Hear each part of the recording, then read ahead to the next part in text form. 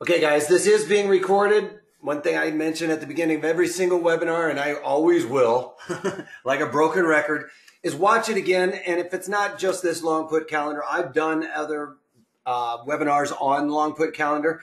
You guys have a tendency to drive this webinar with newer people in here. You have different questions, right?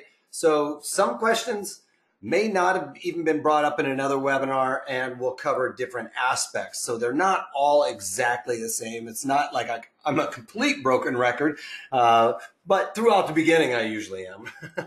Anyway, I got to go over a couple of things. My name's Eric Wilkinson. You may recognize me as the Wolfman on mainstream media, but my story is I started trading in college with a psychology degree, and after realizing that's really what I wanted to do, I switched it over to finance after graduating from college with a finance degree and never filling out a resume. I went to Chicago and started working on the floor as a runner, like these guys down here in the corners, and then moved up as an art clerk like this gentleman right here that used to work with me, and then ended up getting my badge and started trading everything from stocks, financial futures, commodity futures, currencies, and options on all these products and all market conditions.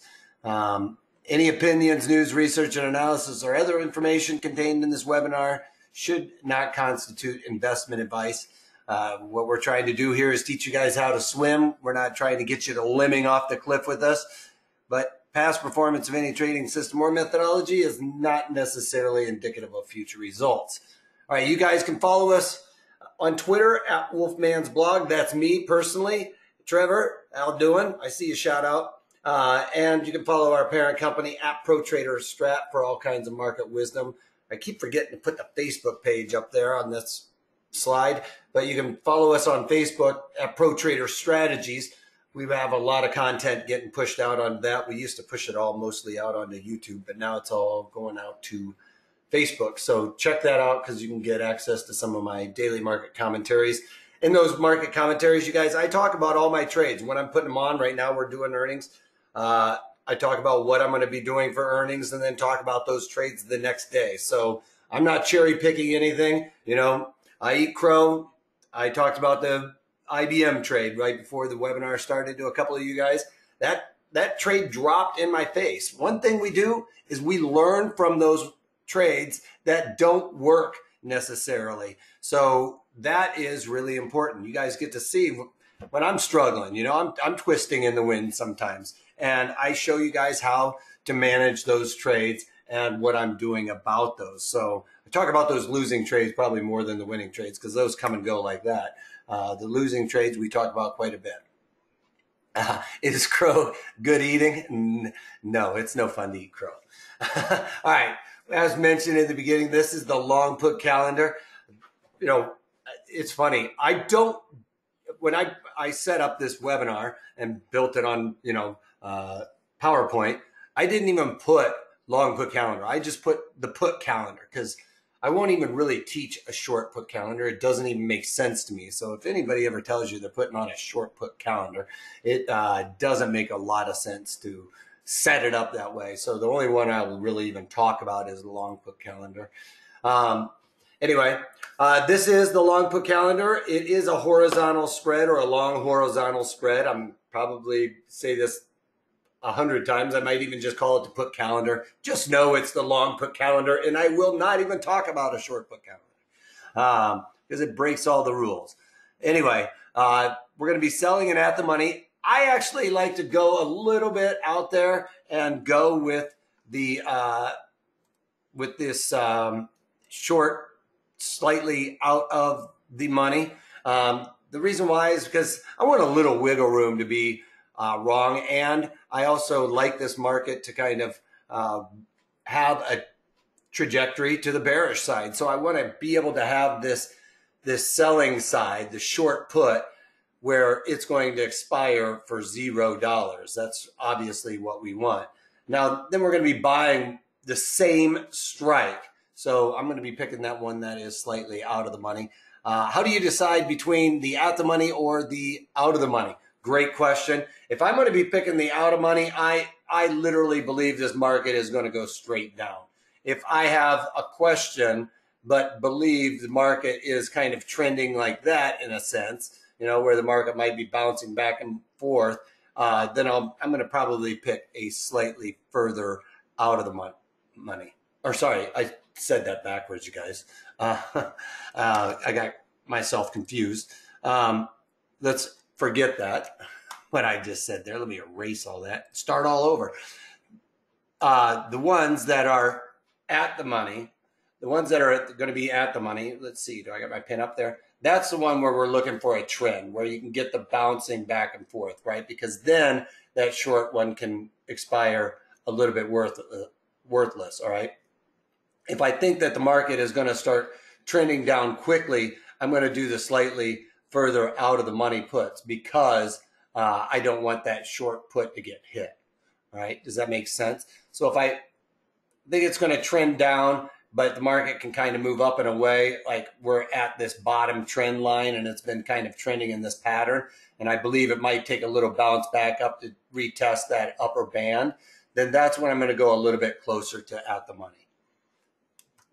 Does that make sense? Didn't make sense the first time. I don't know why I went that way. Sorry, guys. All right. The essentials to success. We need to know, is this the right underlying right off the bat? The reason why we need to know if it's the right underlying is because all stocks aren't created equally in regards to the option expiration, or the option, why can't I think of it? Montage. The option montage, all right? So, you know, Pepsi is a good example of a good underlying to trade, but we could look at something like Aon, where everybody's heard about Aon before, right? I mean, we see it on every soccer jersey and stuff like that.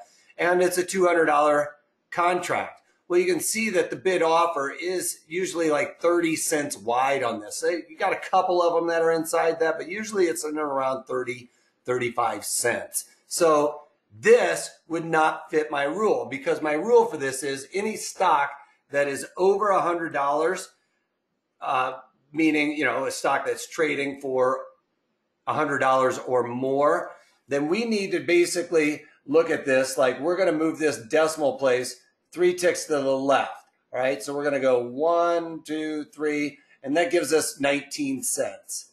All right, so 19 cents during open market operations. All right, that's during the day session. I don't even know why I've got Lulu up there. But during open market operations, we need to look at this rule. We're looking at 19 cents. So it needs to be equal to or less than 19 cents to the bid offer. So we're going to go down here to the options with about 35 days to expiration. You know, I'm not talking about these ones way out here, 100 and some days. It's not going to usually fit that rule. But 19 cents to the bid offer is what we're looking for on the calls and in the puts. All right, you can see that that doesn't fit the rule. So for Aon, I don't like to trade options around this, because with this one, there's not a lot of volume and open interest. There's not a lot of eyeballs on this market, which means I might have to pay all the way up to 380, maybe even 385 before I get a fill on this trade. All right, that means to get out, if I wanted to get out of this, I got my directional move on the calls or the puts. We're talking about the put side. I would have to have a major move in order to be able to get out for just a scratch. I mean, we would have to talk about a dollar move to the downside in this trade to get out for a scratch. Now, the reason why I say we need to look at this rule during open market operations, you can even see everybody's orders gets canceled after the close. We see it in our own order book, right? They all just automatically cancel unless you have them in as a GTC. But as you can see with Aon, the market probably is a little bit tighter than 177 bid at 195 or 194 during open market operations. It's going to be a lot tighter, especially for the stock during that time. But after the close, we have a tendency to have all our orders get canceled. So we wouldn't want to trade Aon for that. Something that's another over $100 stock. This one, we move the decimal 3 ticks to the left. We can see that we want our markets to be equal to or less than 11 cents to the bid offer. All right. So we come down here, look down to the just out of the monies with around 35 days to expiration are the ones that are closest to. It's the spot month is what they call it. It's the one where the most time or where the most eyeballs are usually. So that's what we're looking for this rule. And we're going to go over here and look as well. So you can see that Procter & Gamble fits that rule between the bid and offer being less than 11 cents wide. Now, if we're looking at a stock that is under $100, let's just take ADM, for example, for lack of a better one. What we want this one to be is less than, equal to, or less than 10 cents wide. All right. Any stock that is less than $100. If it's less than $100, my pen's freaking out. Let me change my pen. Less than $100 stock. Why does it want to go back? Let me. Oh, you know what? I think I figured that out actually the other day. It's when this pen wants to fight with the other one. So let me just blow this up. Make sure I'm on my arrow on my other one, which I am. All right, so let's try this again. Quit being fussy. All right, so if it is less than $100 stock, third time's the charm, right? Then we want it to be equal to or less than 10 cents to the bid ask down here. Ugh, driving me nuts. So we're looking down here, less than 10 cents wide during open market operations. You can see ADM fits that rule even most likely after the close, and it does, even though most orders have been canceled. Have you noticed any difference in the spread since brokers went to free commissions? I really haven't, but I would guess, I mean, that allows you to give up a little bit more edge, right, to get in and out. I haven't even really, be quite honest, looked to see if there's larger than normal volumes also. I'm thinking, guys that are traders in and out are going to have a tendency to trade a little bit more. And maybe even these options that are, you usually don't see a lot of volume and trading going on out here because, if you sell a 10-cent call and you have to pay commissions on that, or 10 cents on a strike, you have to pay commissions on that. By the time you get out for maybe 5 cents or even 3 cents, it's basically eating up all your profit. So I haven't paid a lot of attention to that. I'm still sticking with my rules despite those commission structures being lifted. But I will say that I have been looking at stocks that are less than $50 a lot more, because I can go out a little bit further. And, usually I say if you're selling options, you're selling them around the 16 delta, and something that's less than $50, you don't get a whole lot for that. So I've been looking at those a little bit more. So it's changed my mentality a little bit. Has it changed anybody else's mentality out there at all? Like, do you feel like you can feel a little bit more free about getting in and out of trades easier? All right, so picking the right underlying, we talked about this. If it's less than $100, this thing is going to drive me nuts if it's going to do this all day. I don't know why sometimes it does it and sometimes it doesn't. All right, so I'll just switch to this marker. So basically we're looking at less than $100 stock. We need it to be equal to or less than 10 cents wide to the bid, to the offer, right? On the ones that are just out of the money, on those ones that are out of the money, okay? 35 days to expiration is usually where we're looking because that's where all the eyeballs are. And if it's greater than $100 stock, then we're going to be looking at basically equal to a 3 decimal move, all right? So basically 1, 2, 3, all right? For that. All right. Next one is we want the right environment. This is key because when we're talking about this, we are using different expiration cycles for the long put calendars, all right? And it's what we want to usually talk about here is implied volatility percent is usually what I'm talking about. But here we're really going to be talking about implied volatility as well, because that's going to be a little bit more important. I still believe you want low IV percent. You're going to want low IV percent, and we'll talk about how to come up with that. But we also want our volatility, all right? We want our volatility to be less than 2%, is going to be a green light.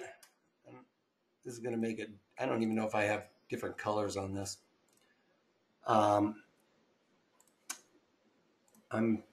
nervous, but I'm going to try it.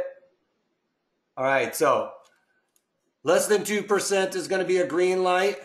And then if we go, yellow light is going to basically be between 3%.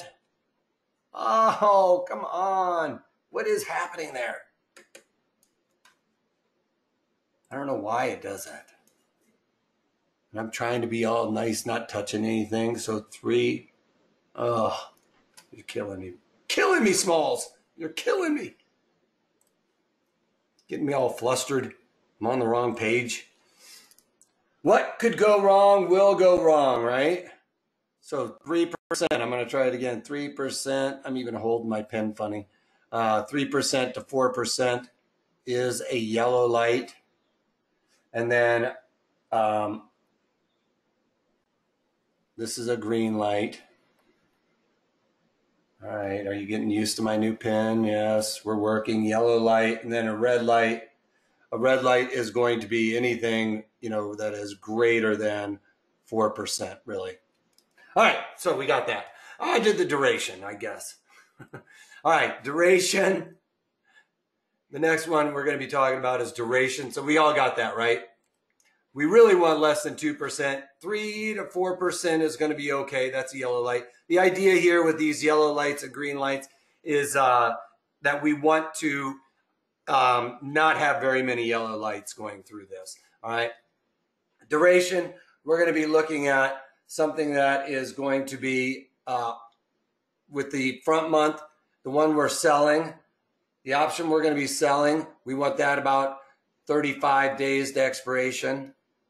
And then the one that we are going to be buying, we want to, you can go straight out to the next one, really.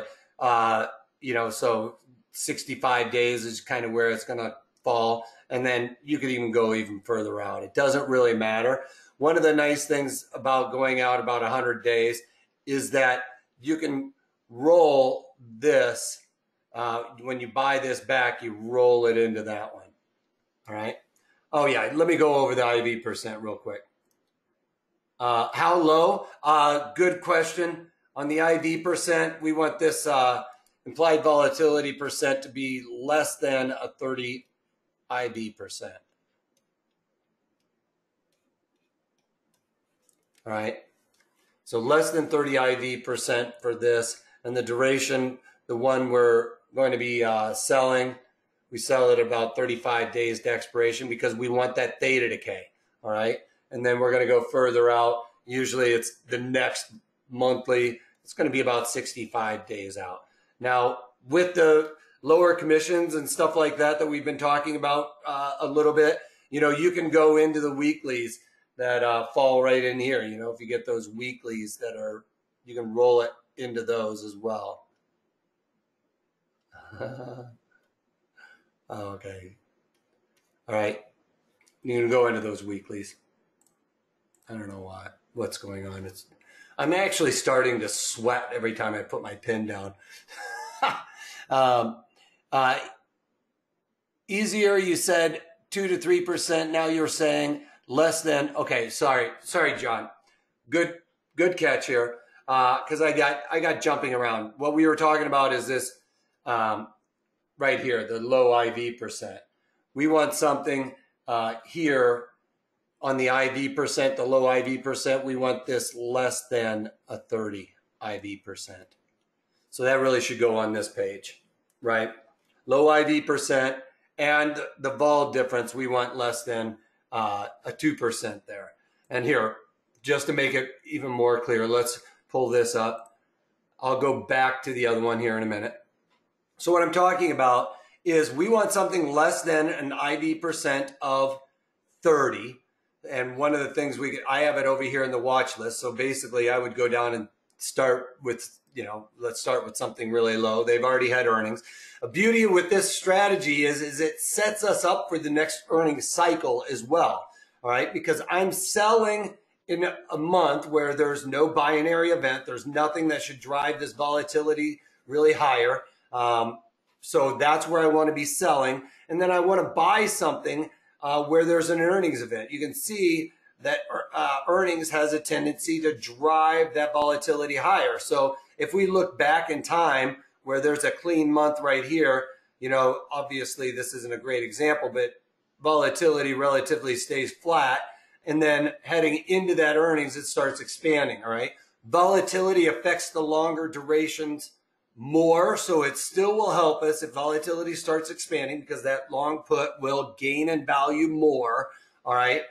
But we want that volatility to expand, especially after that short put expires, all right? So we want this to be less than an IV percent of 30. So when we're looking at this, we go down here and we calculate IV percent by finding where the current volatility is, and let's say it's 37, all right? And then where the high is 69, and then the very low is 36, all right? So those are the three numbers we need. We need the high, 69, the current is 67, and the low is 66. So what we do is, pray that my pen works, we take the current IV minus the low IV. We're going to divide that sum by the high IV minus the low IV. All right. And we said, sorry, I should have left that up there. I just wanted to change my pen. So color. So we said the current was 37, and I'm rounding it, right? I mean, I'm not giving you the exact, minus 36. And we divide that sum by the high, which was 69, minus the low, which is 36, all right? That just gives us the estimation as to where it is. So ultimately, we're going to be looking at 1 divided by 33, all right? So 1 divided by 33 basically gives us, 33 goes into 1, and we're going to have to move that decimal a couple of times. So into 100, and it goes into there 3 times. So basically 0.03 or something like that. That's giving me 1. Did I do that right for some reason? My math is probably different than what they're getting, but ultimately that's what we're doing is current minus the low and then the high minus the low, and that gives you the implied volatility percent. So it's basically, it's in the lower percentile there. All right. And on this, I talked about that with the, we want less than 30 on that. And then we come over here to the volatility. This is the Vega coefficient. This isn't implied volatility percent. This is just implied volatility, and it's 37.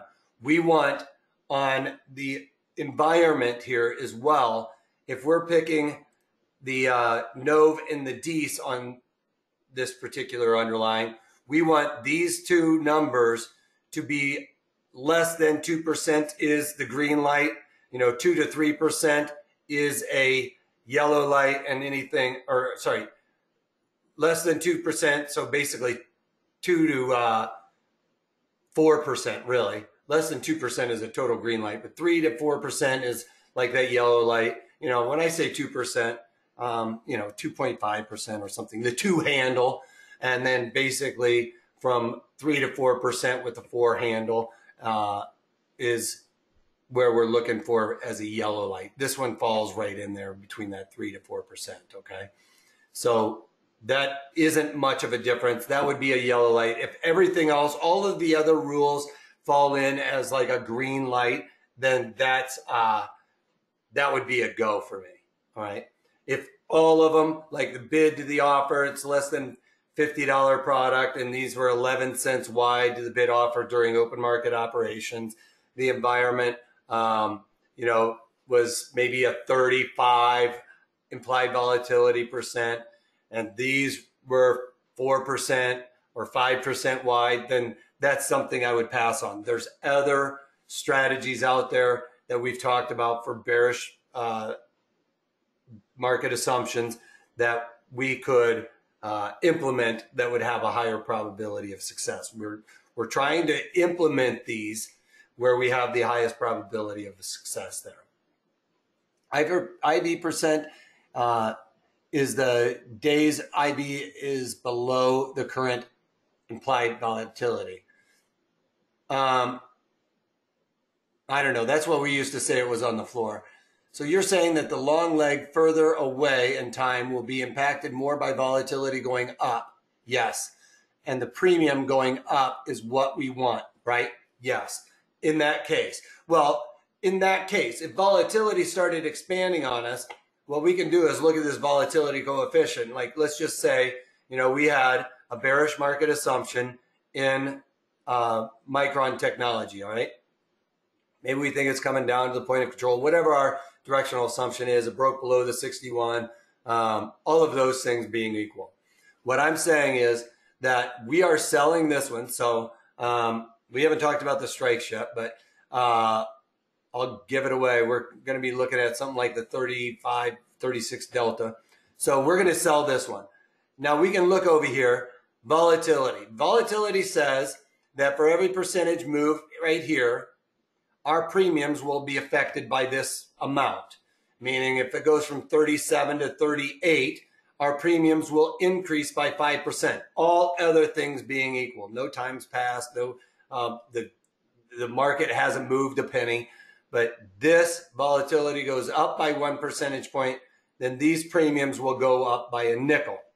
Now we go out further in time, and we can see we're going to be doing the same strikes, 44s. So we're going to be looking at buying. So if this premium, or if these volatility coefficients go up by 1%, you can see that my premium is going to go up by 7%. Or sorry, 7 cents. So, you know, it's going to gain in value by 2 cents. There are more dramatic volatilities, you know, especially in the higher priced ones, that you'll see a bigger difference there. But you can see there, further duration volatility is affecting premiums more. So that's why we would rather get in an environment where we see that volatility expanding.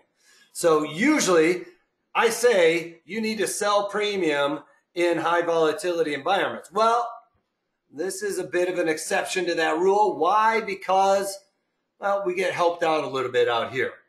Another thing why we want to buy this, where there is hopefully like some kind of binary event, like an earnings call, or, you know, if it's a drug company and they have a trial result coming out, you know, that would help us there. So that volatility will help us. Usually I don't say sell premium there. But in this case, since we're buying further out, it will help us out. So you want something below implied volatility percent of 30, less than, you know, definitely less than 4% difference. Sweet spot is less than 2% increase, and I should emphasize that. Usually there's an increase there. If there is a decrease, then you don't have anything to worry about, right? If this was 40 and this was 37, then that's a good situation to be in. As long as you're not selling that premium in a binary event, like around an earnings. Because, again, that volatility is probably going to expand, and we don't want to take that kind of risk through that type of earnings event. So try and stay away from earnings in the one where you're selling. Don't mind the earnings in the one we're buying.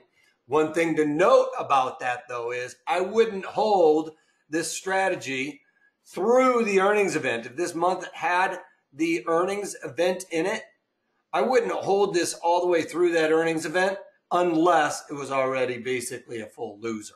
You know, if the market just continued to rally on me and I was looking at a total loser here and had nothing to risk, then of course I would hold it through. But if it's profitable at all whatsoever, then I would get out of it if it's profitable in the least bit. Because like I talked about with that IBM trade for earnings, you know, you can get crushed on it with that volatility coming out of it. And why do we think Micron Technology is going bearish? I don't. I'm just using it as an example. You know, I don't really have a necessarily bearish market assumption in here. You know what?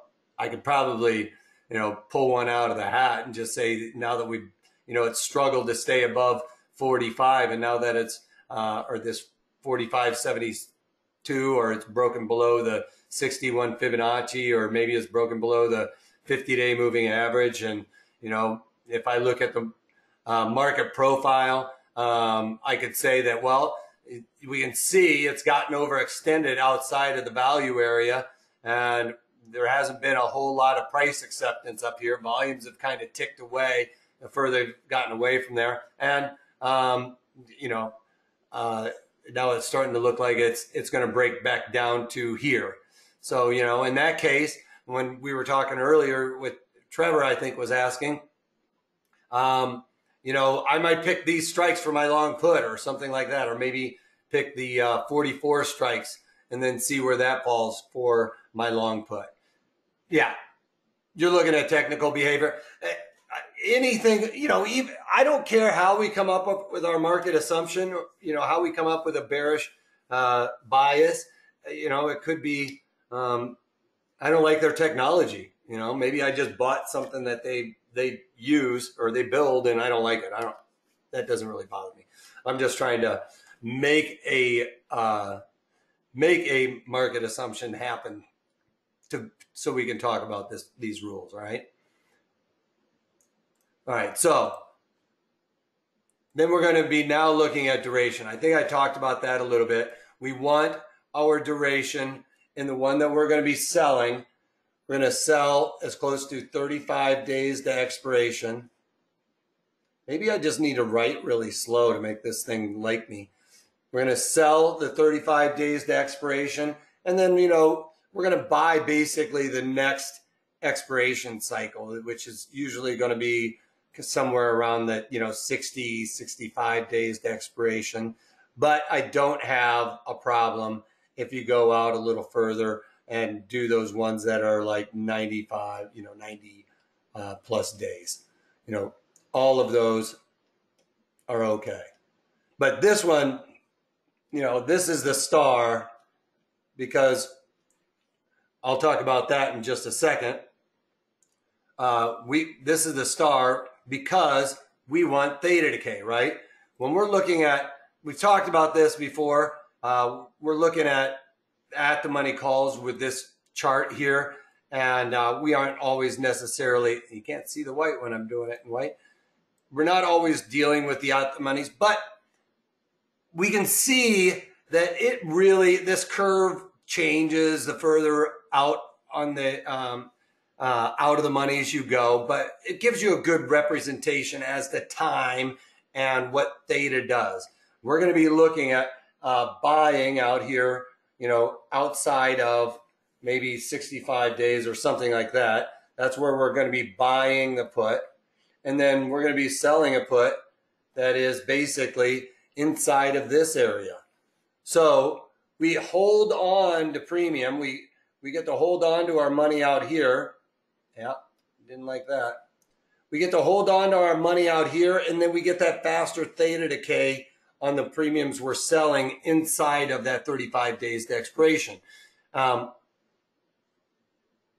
here, I'll pull up the platform again. We can take a look at that. Cool. John, you're on it. All right, so theta decay, right? We can even look at it this way. Theta is going to eat away at our premium at least a penny faster than out here. Sometimes, you know, obviously if you go further out in time, if we were to look at like the January 90 some days to expiration, it's probably going to be a little bit less on those same ones. It's about the same. So theta decay is about the same there. Sometimes, you know, again, on the higher price stocks, we're going to see a little bit more of a difference on the theta decay components. But that's why we want to, you know, exploit theta in these nearer duration. It's going to erode a little faster. Volatility is not going to affect it. And, you know, the theta decay won't hurt us as much. All right. So we're trying to get a little further out on those curves. That's why I wouldn't ever go out. The other reason why I don't do the short put calendar is, why would you want to take that much risk 90 some days out and sell a stock out, or sell one of these premiums out there, and you're not getting very much theta decay and all those other things? That's why I won't teach that. All right, so duration, we're trying to sell out here. We sell out here and we buy in here. Ah, dummy. We buy out here and sell in here, right? I said that right the last time, right? Trying to read questions and give you guys the answers at the same time, and it's not working out. I'm totally doing this. This might be a YouTube video on fails. No, it won't. I'll get it right for you. All right. So the strikes. All right. I kind of mentioned this, or at least showed you. I cheated, showed you. We're going to be looking at one thing we talked about was the at the monies, and we're going to be looking at a couple of different scenarios, right? I mean, depending on how bearish you are, if you think that it's in, you know, a trending area, I like to do these 35 days to expiration, kind of pick that long put where I think the market's going to go to. We talked about this with Micron. I like to pick that 35 delta for one. You get a little bit more bang for your buck on the puts that you're buying, you know, than trying to pick it way out here. But I was looking at those 44s. Maybe I just think it's going to come down here and test and maybe bounce away, whatever our reason is for that. But I think that this market is ready to start rolling over in this instance, right? So when we were talking about that move, it's starting to look a little bit more bearish. That's why I'm going to be picking those out of the monies in a situation like this. All right. If I thought it was, I don't have one that has been bouncing around that I can think of right offhand, but we can try and flip through a couple of these real quick. Nike's not a good example.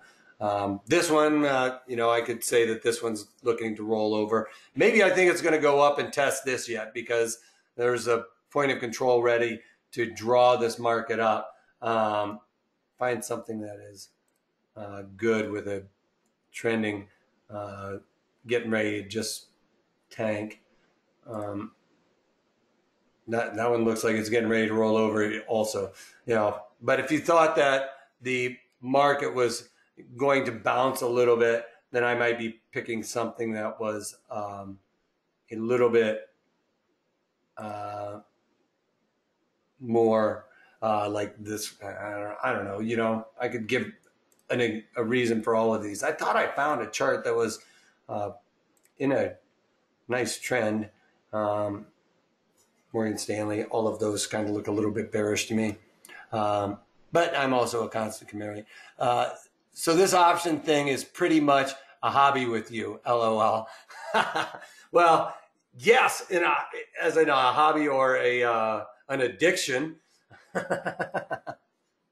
I'll tell you what, this thing over here, the webinar things is more of a hobby, really. It just kind of, the webinars actually is really the hobby. It's the thing that I do these webinars not to make a ton of money off of you guys. I don't make a lot of money off doing the webinars. But one thing I have found that I have a tendency to follow my rules, even more so, you know, that's another thing. When you have mentors and peers, when I was on the floor, you know, I had other people like keeping an eye on me, you know, like, you know, people would see you doing something stupid and they'd tell you like, dude, that's not the smartest thing in the world to do. Like, what are you thinking? And, you know, when you are trading at home and you are locking yourself into an office and you have nobody to talk to or bounce ideas off of, you will have a tendency to be more of a gunslinger, or maybe not, in my case, follow my own rules. You know, I'll bend those rules. But when I feel like I'm beholden to you guys and you guys are keeping an eye on me, and I stick to my rules. And when I stick to my rules, I know that I am higher probability of success, and I'm actually more successful than if I let my rules like start bending my rules. Okay. So, you know, that's really the reason why I do it, is to keep myself honest and keep myself honest to you guys, to be honest. So we benefit from your addiction of teaching. Yes, you do. And the fact that I know you guys are watching me and I'm teaching these rules and I have to follow them to a T, basically. I will tell you when I'm like looking at something and I'm going to squeeze it out and I'm saying, you know, I'm bending the rule here because of this, or this has changed and stuff like that. I talk about that in the daily market commentaries. I'm bending the rules here a little bit. I did that with GDXJ, the trade that I just took off today. You know, I was squeezing it out all day. I was at 50% of my max profit on that trade, and I was squeezing it for a couple of pennies. You know, I do that every once in a while, and I tell you. But I did cover it by the end of the day for that 50% of max profit. What is the environment that you would do a diagonal versus a calendar? Well, with the diagonal versus the calendar, and I did the diagonal last week, they are pretty much the same, all right? We want to really, with these expiration cycles that are not the same, right? If you're inside of an expiration cycle, or just the right now the November or whatever, you know, those are different. But with these calendar type, or where you're going out on the horizon, then I want to isolate that volatility. You know, volatility to me is the most important thing to look at when you're trading options. I think it's more important actually than your directional bias, to be honest. All right. Because you can a lot of times be wrong and still be right with a wrong directional bias, but you pick the right environment and the strategy to go with that. So I think that that is much more important than even your directional bias. So I don't know, does that answer your question? Basically, we want to isolate the volatility and the diagonal in the calendar. You know, on the floor, you guys, all we talked about was volatility. I mean, I was on the floor when we had sheets, we had paper, and you would have, I mean, 20 pieces of paper, and every single sheet of paper had different volatilities. And we had to guess where volatility was going to go up or down and how much.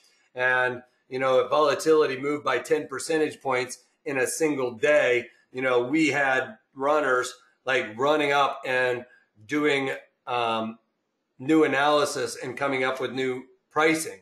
That's how important volatility was to us. And you know, we were market agnostic a lot. So you have to forgive me for, you know, I can come up with a bearish or bullish assumption anywhere because I feel like really, my directional assumption doesn't always really come to fruition, right? They say your directional assumption is like a flip of a coin. They say anytime you go out there and buy a stock, you have a 50% probability of it going up or going down. Well, then what does my directional assumption really have to do with it? I like to use the market profile, and that was something we used on the floor as well, because that was Stoudemire actually was the person that came out with that. And it comes home to me because it's market psychology. It really, you know, you can tell where people are in pain and where people aren't in pain by where they put their money where their mouth is, you know. The point of control is where everybody is transacted. Well, if it's right where everybody is transacted, and I bought it right here at 55, and we're trading at 55. I could care less about that trade, right? I'm not feeling pain in either direction. But it goes up to 60 and I'm long. I'm thinking, oh my gosh, I probably should cover it, you know, which is when it starts getting overextended. And the people that were short at 55, when it's trading 60 and it's getting overextended, that's where you start seeing capitulation maybe happening, right? So, you know, that to me gives a very dimension of market psychology. All right, knowing your exit strategy.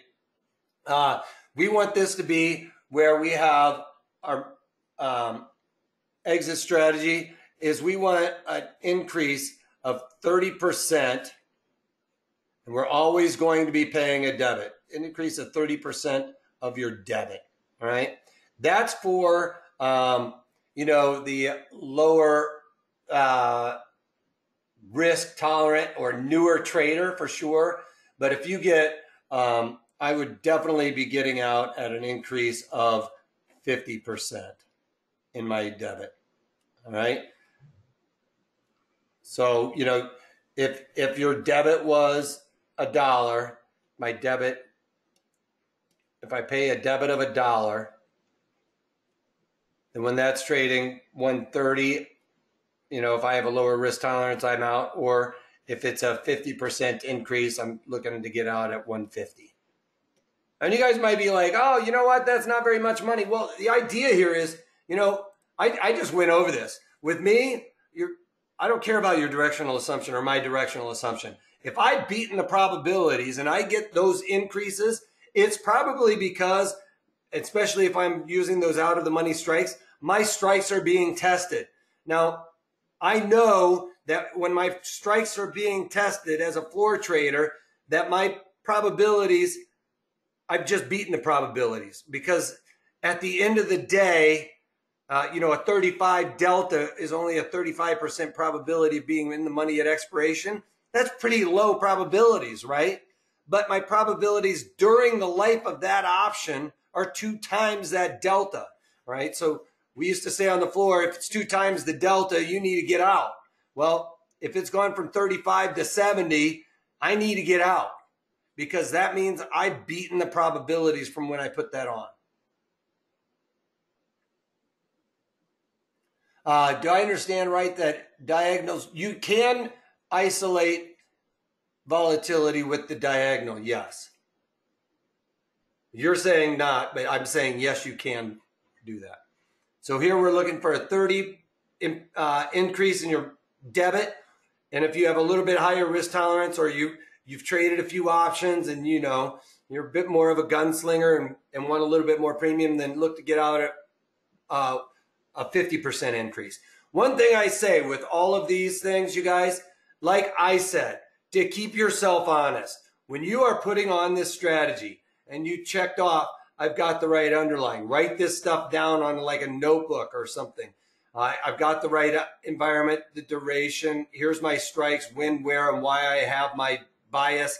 Put all that stuff down, because over time, if you don't put this stuff down, then you're going to bend these rules, all right? So this will help you keep honest and say, I'm getting out at a 50% increase, all right? Or I'm getting out when it trades this price. Write that stuff down, because if it's in your head, you're going to have a tendency to talk yourself out of this trade, talk yourself out of getting out of this trade, and that's where things are going to start going bad for you, all right? Write it down and stick to it. It will keep you honest, all right? It will make sure you are ahead of the game, all right? I've seen so many people say they're going to get out of trades at certain locations. They don't get out of those trades, and it immediately goes against them.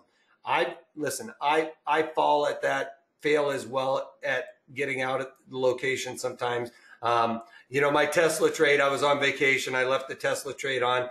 The Friday I was traveling back, you know, it hit my strike. Monday I came in. I probably should have gotten out of it as it started moving, and I didn't. I left it on during the vacation, and didn't get out of it and went against me. Perfect example of that. I've talked about that in the daily market commentaries also.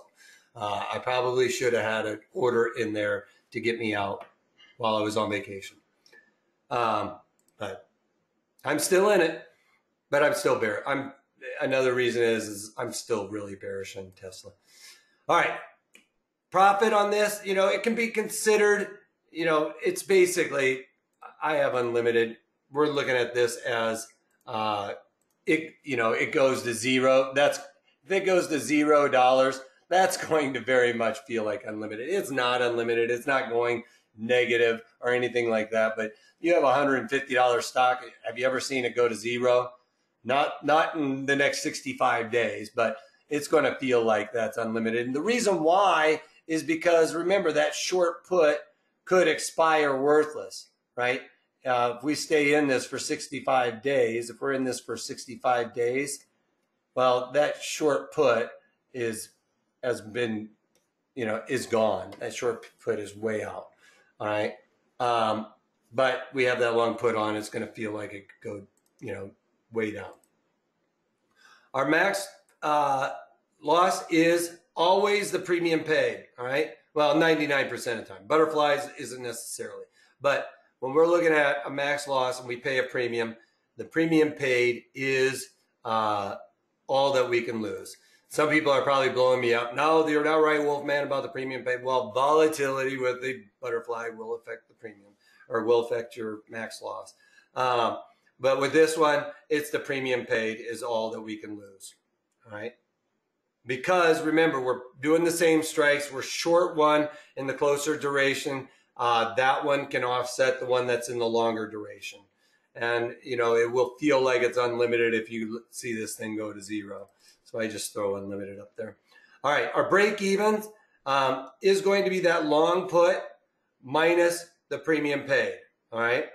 The long put, that further duration one, minus the premium paid. So if you're doing the 50 or the 44 strikes minus that premium paid, it's where we're looking to see our break even. Now, it can adjust. There can be different break evens. This is a ballpark. And the reason why is it goes back to that volatility expansion. If we start seeing volatility expansion in that underlying, it will affect those premiums, and that could affect where our break even and contraction will most likely start to hurt us in that. All right. All right. That makes sense. I see a couple questions up there real quick that we'll get to. Did I understand? I did that one. All right. If the delta when we entered is 35, the probability of being in the money and the trade goes to 70 delta, you don't want to be in the trade. No, because I've beaten the probabilities. What that says is, hold on. The idea is, like, we know that the markets move like this, right? We got Morgan Stanley here. Markets move back and forth.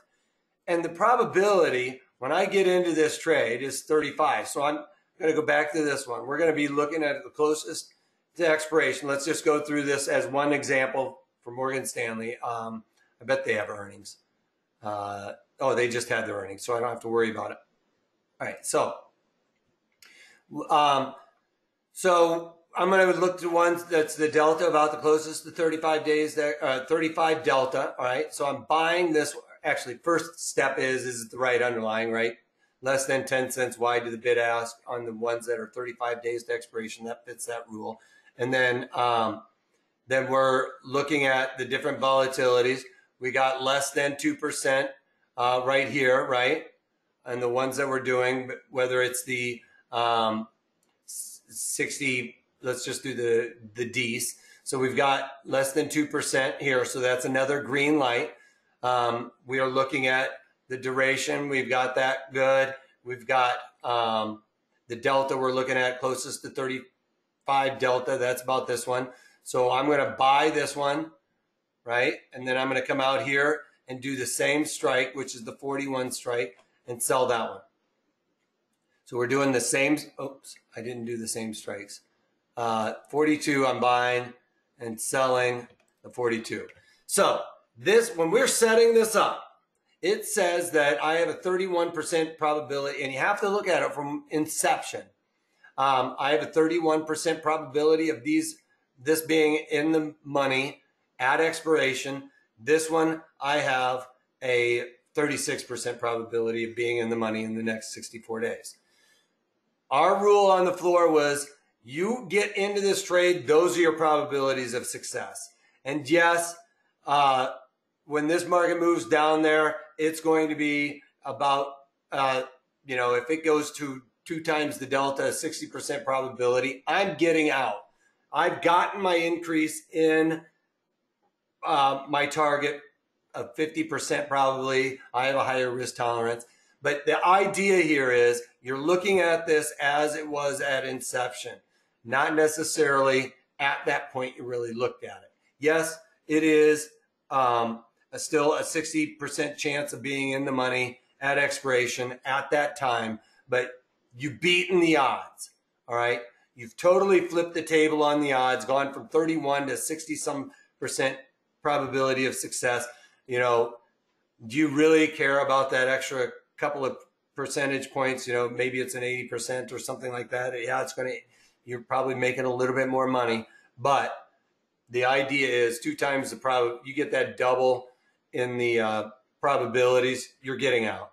It's kind of like when you're at the poker table and, you know, you've had a good run and, sometimes you gotta increase your ante and take your ante down when you're doing that. And it's that same idea in gambling is take your money off the table once you've beaten those odds. All right, you got the strikes days to expiration. I want to sell the 20 and I want to buy out here. Is that what I did wrong? Did I do something? I want to sell that one and buy the same strike at the 42. Oh, okay. Did I do it buy and sell? Yeah, sorry. I want to sell those and then buy these out. I need some vitamin E or something, I guess. And you're doing it for a debit. So this one, obviously 30%. Maybe you're going to go for the 50% increase in this one. Because it's, a lower price stock there.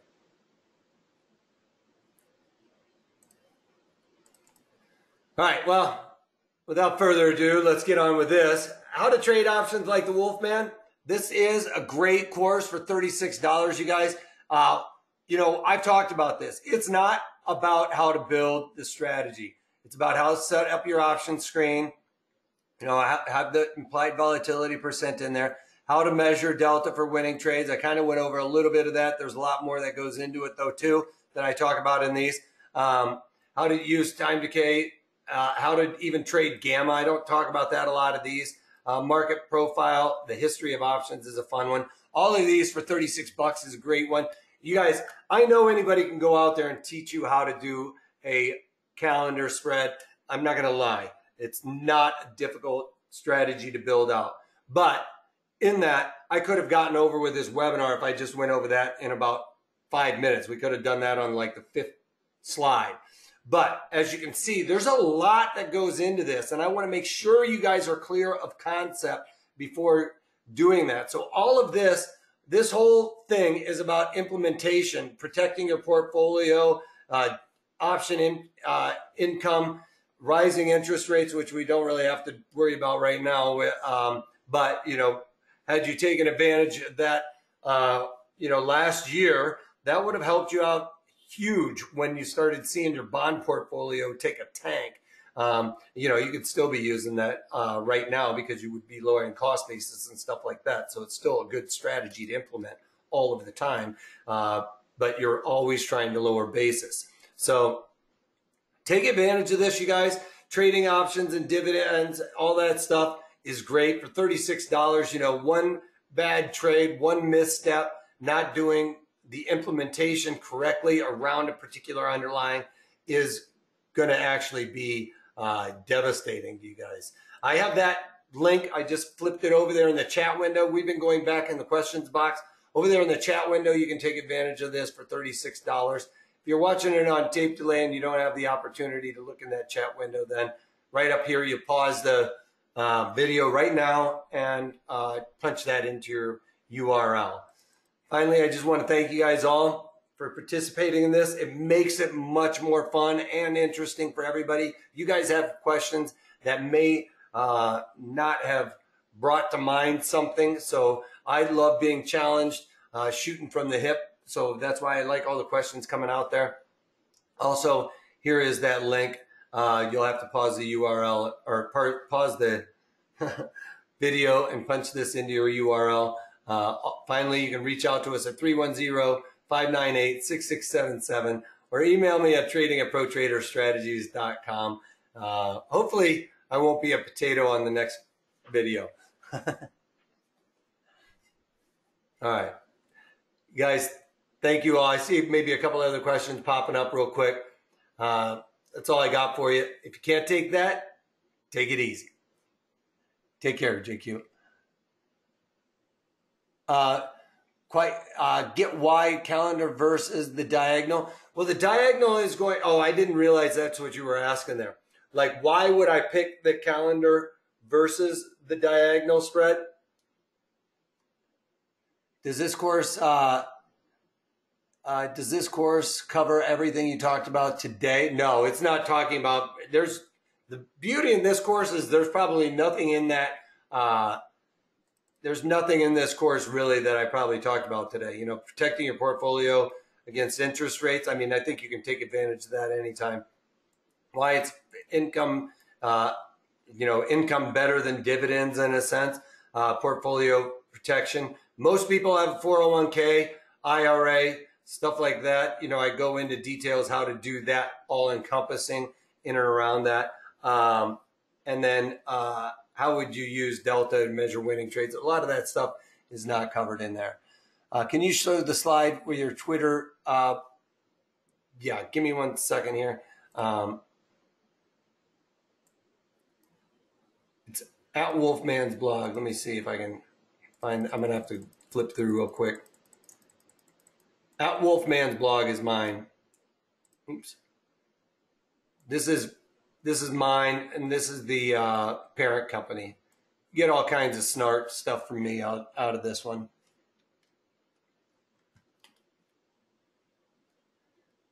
Okay, so you can control. I'm not trying to say. Okay, so John's asking. You mentioned that you choose the calendar due to the ability to control volatility. That is a reason why I would use the calendar and the diagonal, to be quite honest. The diagonal, you can control that volatility as well. I wasn't trying to say that one is better than the other in that regard. The diagonal is going to give you a little bit more wiggle room on that, because on your directional bias, okay? So let's say that with the calendar, I'm a little bit maybe more sideways to bearish. This is a good question. With the diagonal, I'm going to be a little bit more bearish. You know, so for instance, you know what I'm talking about. So maybe that's the calendar, and that is more of a diagonal kind of setup in a trend channel. Was this recorded and the link will be? Yes, this is recorded and the link will be sent out. Oops.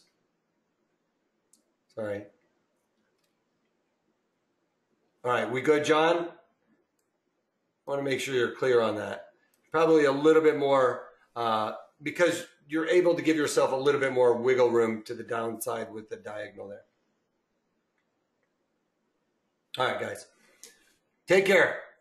Have a good one.